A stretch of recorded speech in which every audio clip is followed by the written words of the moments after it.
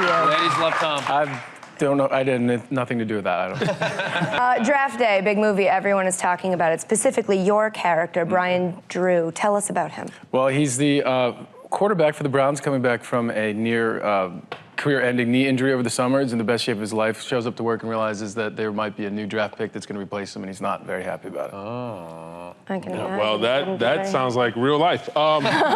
Did you? I heard you spent some time with the Cleveland Brown players. I know some of those guys, Paul Kruger and some of those guys. What did you learn from them in their process of preparing for the draft, and you're preparing for the movie? Yeah, well, there's some similarities with the lifestyle with being an NFL player and sometimes being an actor. You know, you're always competing for a role, competing for a job, and then someone's always trying to, take that job from you, except we didn't have big guys run after us trying to take our heads off. But and I also learned at training camp that as good as I think I threw the ball, it's not even close. Right. No, it's not. No, it's not at all. Did you find yourself becoming a tortured Cleveland Browns fan after spending some time with them, having them rub off on you a little bit, or what? I prefer curious. Curious. I was curious to see how they would do after we shot the film with them, yeah. And? They didn't do that well. Okay. but there's always hope for next year, you know. Yeah. They're looking for quarterbacks, maybe, so okay. It'd be interesting. It could be, yeah, for sure.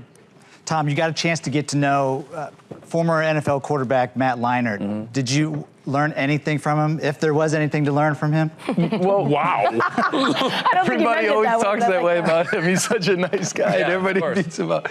No, he was great. We talked a lot about what it was like off the field, the lifestyle of being in the NFL. And I didn't realize how difficult it is. I mean, on game day, you do see these guys, working hard and playing hard. But then, then they got to hit the road and show up the next day and do it again and again and again. It's not easy. It's not easy at all. You just went to high school in Okemos, Michigan, close to where I'm from in Ann Arbor, Michigan. Where is that in the Mitten? Mitten is right here, and I'm from here, and he went to high school right around there. Is that accurate? That's right? We're very proud of this. Did you ever watch me perform comedy at Connections Comedy Club off of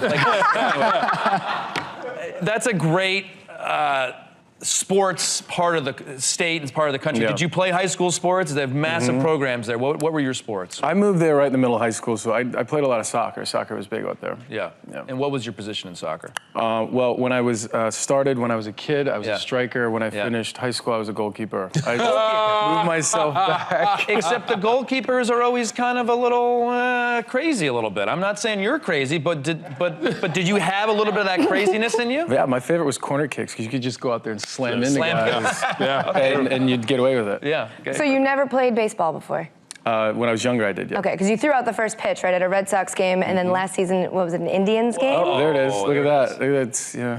How did you? How did it go? You look very Boston in that picture. First of all, the person from Boston, the beard with the hat. How did it go? How'd you do? Were you nervous? It got right across the plate, right through Veritek's legs, and he wasn't happy about it. Oh. It did. You got wow. He wasn't wearing a mask, and he looked up at me and mouthed something that I can't repeat on air. I threw it to. I got excited, and I don't know what happened. The ball got back here, and I threw it as hard as I could. It must be harder than it looks, because you see a lot of terrible throws. I've never thrown out a first pitch. Not only is it harder, it's you're further away than you think you are. Yep. And no one told me you're not supposed to step on the mound, so I stepped on the mound. So now you're higher, and as you look at the plate, it's like it just keeps getting further away and smaller before you throw. And there's like tons of people staring at you while you do it. Yeah, and they're not interested at all. Don't care at all about you. Exactly. Like I got out there and I thought it was such a big deal. And I stand up there and I'm looking around like a 360 at Fenway, and I'm like, yeah, this is great, this is great. And all of a sudden I hear like, when you're ready, Tom. And I look around, and it's like a bunch of people sitting down like, when's the game gonna start? Like,